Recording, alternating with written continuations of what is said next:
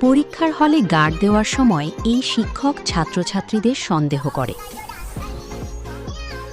প্রথমে সে খাতায় কিছু লেখা আছে কিনা দেখে, কিছু না পেয়ে চশমা চেক করে, তবুও কিছু পায় না এবং চশমাটা ফেরত দিয়ে দেয়। এরপর যখন পেছনের ছেলেটি হাত থেকে চিরকুট বাইরে করে, তখন তাকে ধরে ফেলে এবং হল থেকে বেরিয়ে যেতে বলে। এবার অন্য একটি মেয়ের পাশে গিয়ে হাত এগিয়ে দেয়। মেয়েটিও হাত মেলাতে গিয়ে লুকিয়ে রাখা মোবাইল ভুলে বাইর করে ফেলে এবং ধরা পড়ে। তাকেও স্যার বাইর করে দেয়। পরবর্তীতে এই মেয়েটি হিপনোটাইজ ব্যবহার করে তার কল্পনার জগতে যায়।